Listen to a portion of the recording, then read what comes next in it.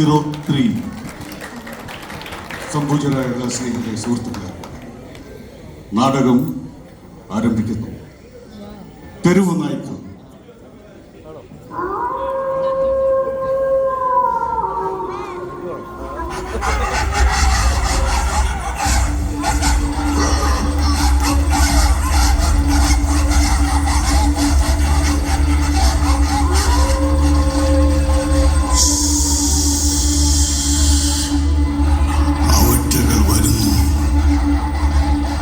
അവറ്റകൾ വരുന്നു, പട്ടികൾ, തെരുവ് പട്ടികൾ, കൂർത്ത പല്ലുകളും നീണ്ടു വളഞ്ഞ നഖങ്ങളും ഉറച്ച ചുവടുമായി മനുഷ്യരക്തം കുടിക്കാൻ ചെന്നായ്ക്കൾ വരുന്നു. അതെ അതെ, തെരുവ് നായ്ക്കൾ വരുന്നു.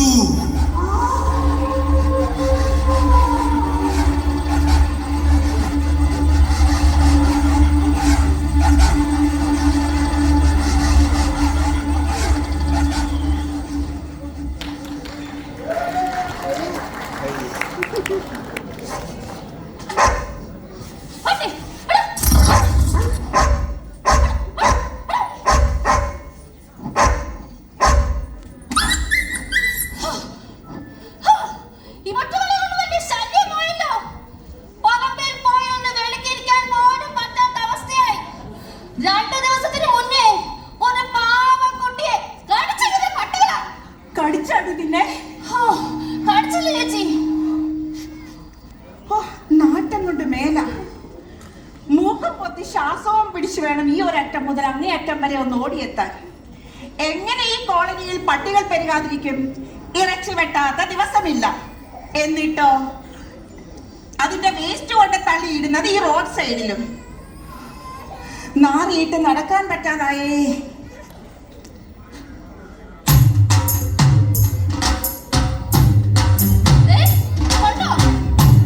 വലിയ സന്തോഷത്തിലാണല്ലോ.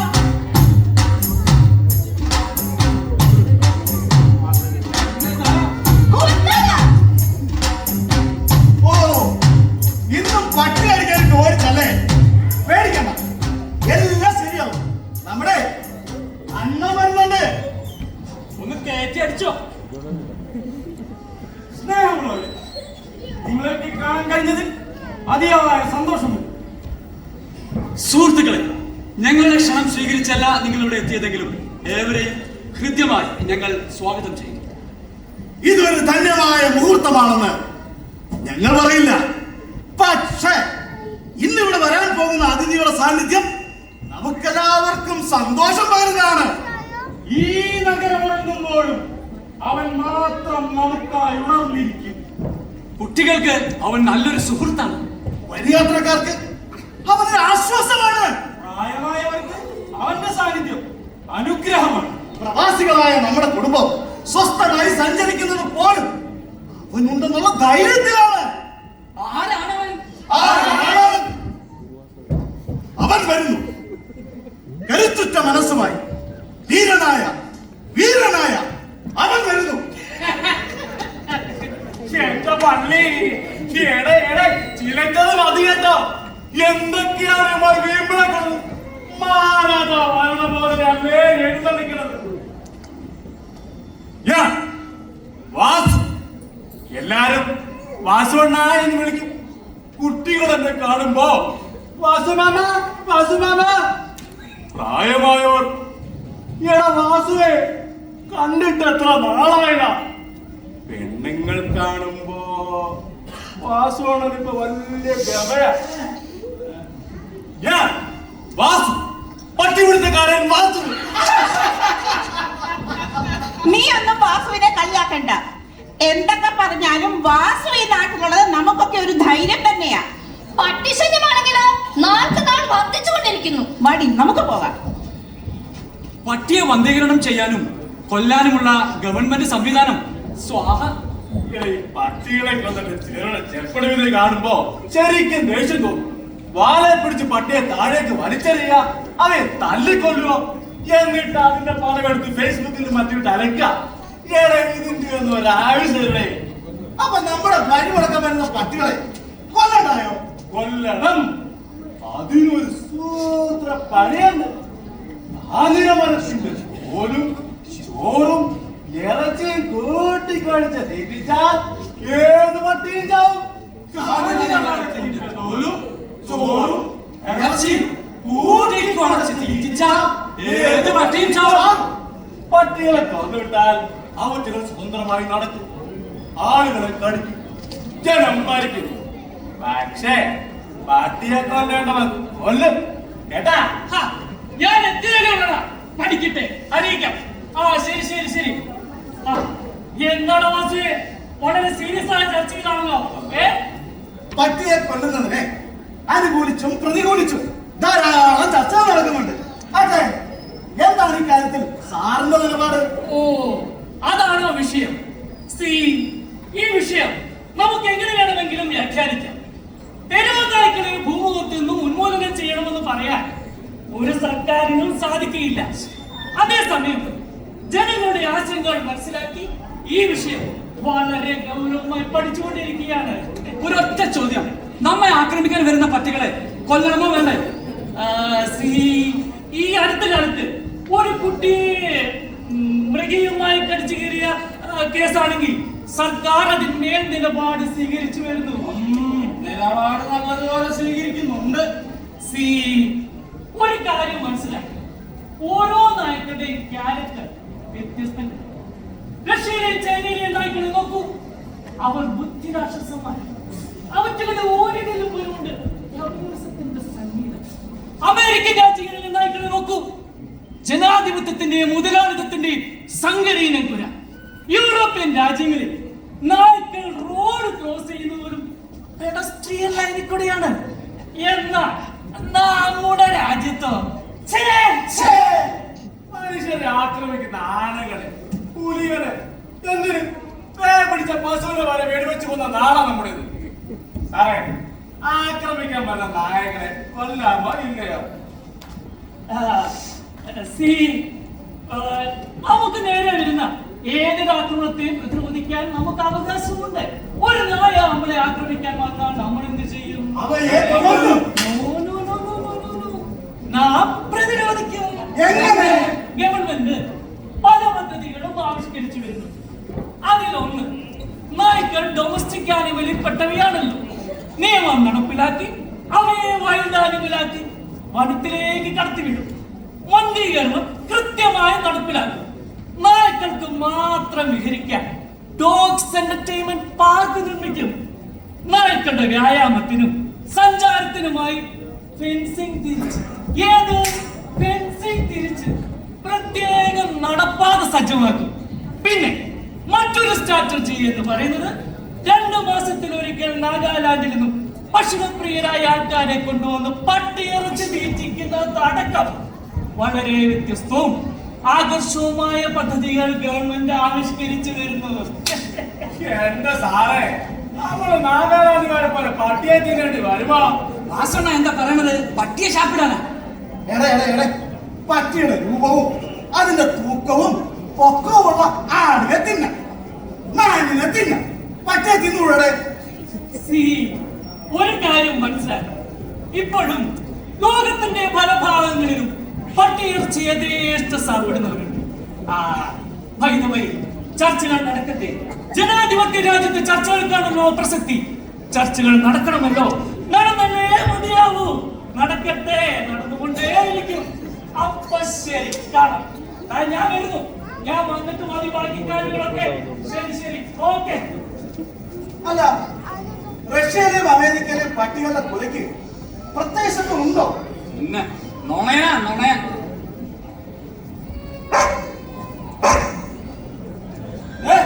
ഒരു പട്ടി വരുന്നുണ്ട്. അവൻ 2-3 കടിച്ചാനോ അല്ല പിടിയാണോ? ആഹാ, ഇന്ന് ഇവരെ പിടിച്ചിട്ട് തന്നെ കാര്യം.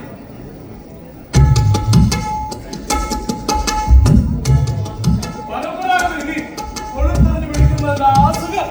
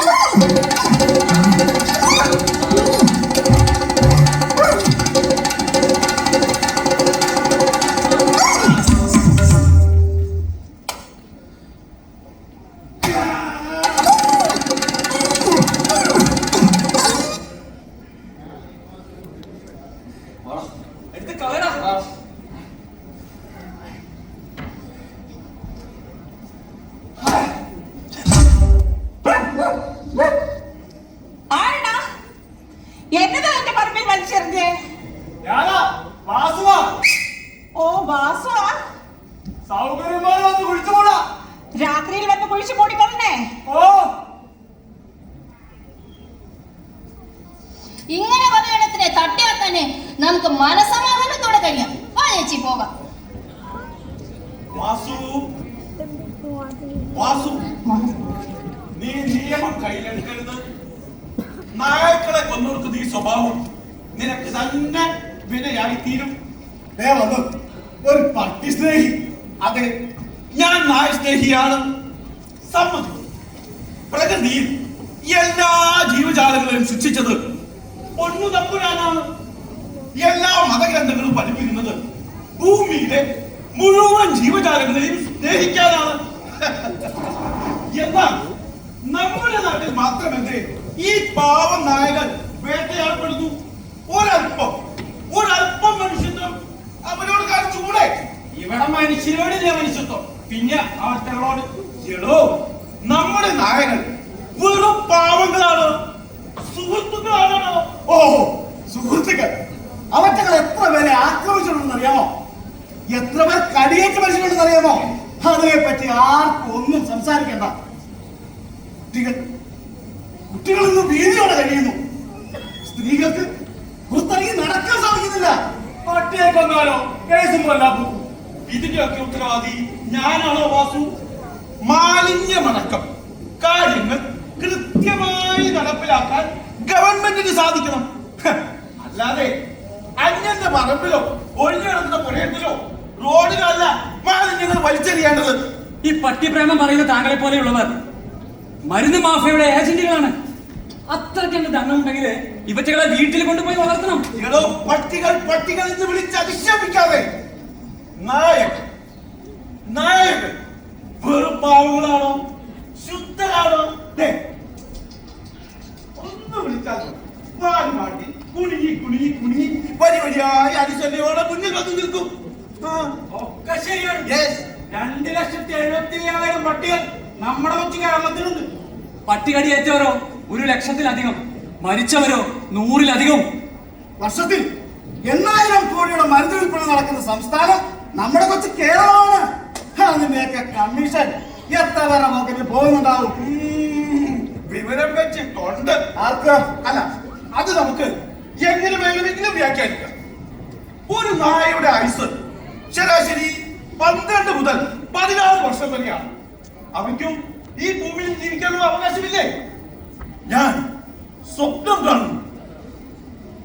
നായകൾക്ക് കുരയ്ക്കാനും സ്വൈരമായി വിഹരിക്കാനുമുള്ള സ്വാതന്ത്ര്യത്തിന് വേണ്ടി തെരുവിലൂടെ എന്റെ പ്രിയപ്പെട്ട നായകൻ വരി വരിയായി മുദ്രാവാക്യം വിളിച്ച് പാർലമെന്റ് പിക്കറ്റ് ചെയ്യുന്ന ഒരു ദിനം ഞാൻ സ്വപ്നം കാണുന്നു.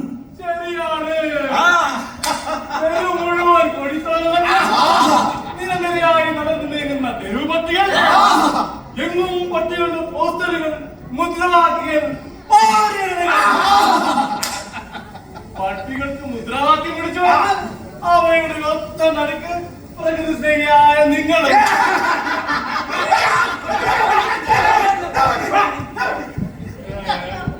എന്തൊക്കെ ഡയലോഗുകളാ!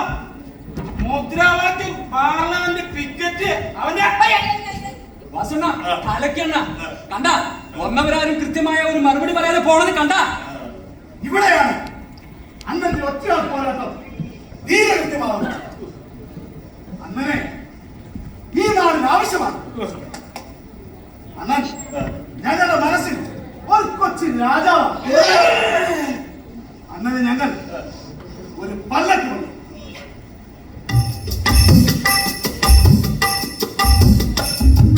എന്നതിലൂടെ ഞങ്ങൾ എഴുന്നള്ളിക്കും. ശരിക്കും എഴുന്നള്ളിക്കും. വാസുവിന്റെ പല്ലക്ക് മതി. പല്ലക്കോടി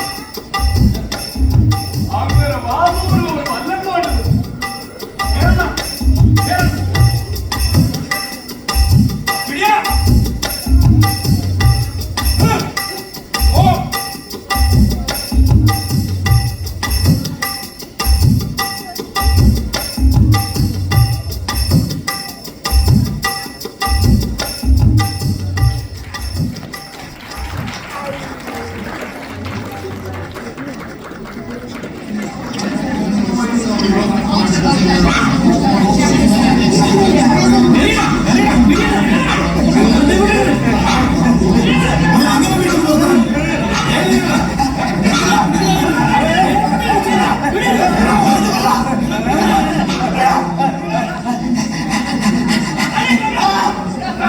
കല്ലറിയാതെ പ്രത്യേകമാരെ പിടിച്ചോ ഇവനെ പൊറുതിയാടി പിടിക്കാം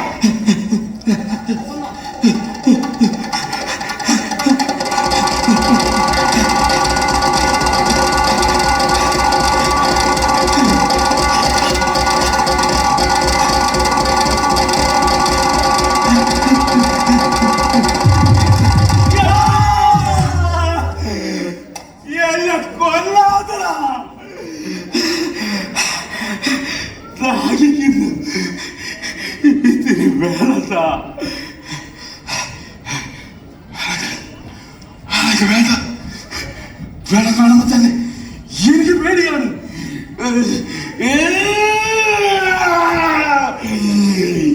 എനിക്ക് എല്ലാത്തിനെയും പേടിയാണ്.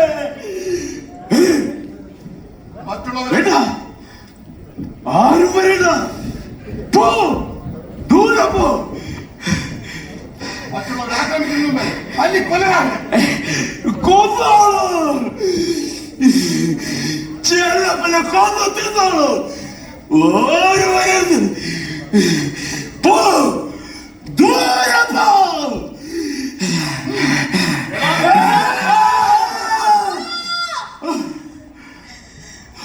അയ്യോ, ആരോഗ്യം ചെയ്യല്ലേ, എന്റെ അപ്പനെ ആരോഗ്യം ചെയ്യല്ലേ. മോളെ,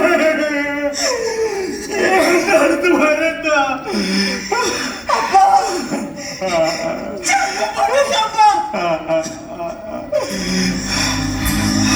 കല്യാണം കൊണ്ട് ചോരയിൽ പൊളിച്ച് ഒരു കുറ്റവാളിയെ പോലെ നിന്നത് ഒരു മകനെ കണ്ടു നിൽക്കുന്നു. അയ്യോ, ആരോഗ്യം ചെയ്യല്ലേ, എന്റെ അപ്പനെ ആരോഗ്യം ചെയ്യല്ലേ. ഞാൻ എന്റെ അപ്പനെ കെട്ടിപ്പിടിച്ചോട്ടെ.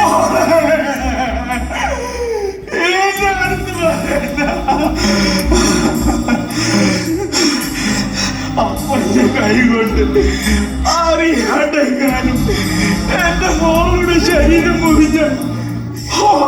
വേണ്ട, വേണ്ട, പോ, മോളെ, നീ എന്നെ കാണണ്ട.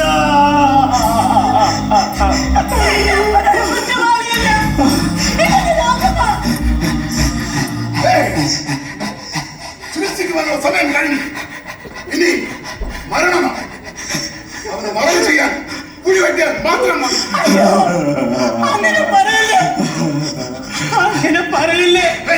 വരണ്ട. അപ്പാ, അപ്പനില്ലാതെ എങ്ങനെ ഞാൻ ചിന്തിക്കാൻ പോലും പറ്റുന്നില്ലപ്പാ.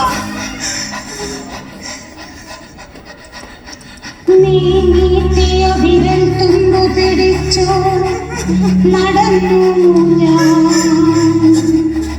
നീ ചൂണ്ടിയ ആകാശനീലിമയിൽ എത്രയോ മുത്തമിട്ടു ഞാൻ.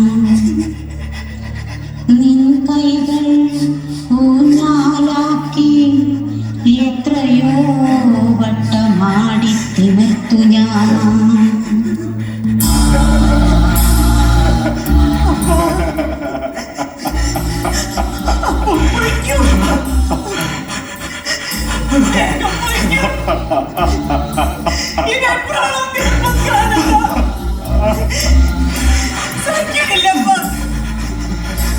ഈ വേദന നിന്നാതെ എന്നെ വേഗം പോയിക്കോ.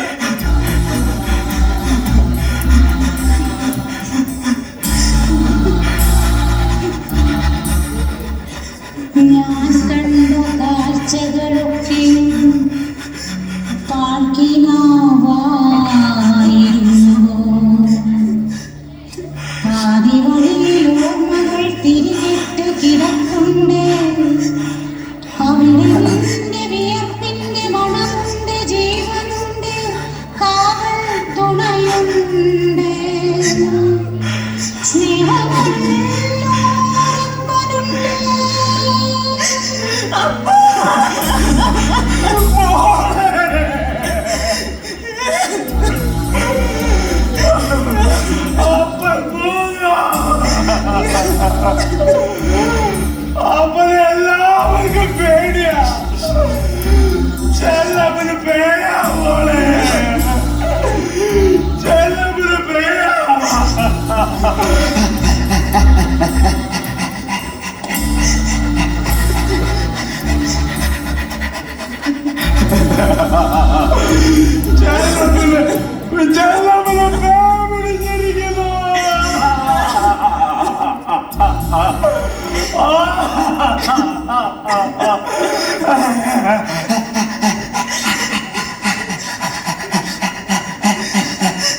കണ്ണടച്ചാൽ കരളിനകത്ത് നിന്റെ പാദസര കിലുക്കമാണിപ്പഴും കാരിരുമ്പു കൊണ്ടൻ ഹൃദയം ആരൊക്കെയോ മുറിച്ചെടുക്കുന്നു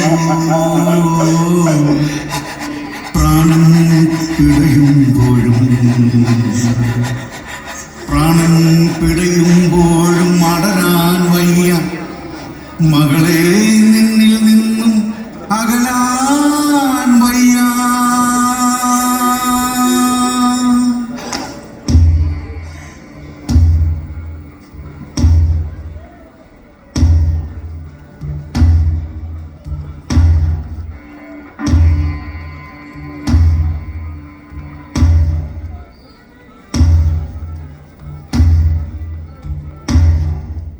ഓർഡർ ഓർഡർ.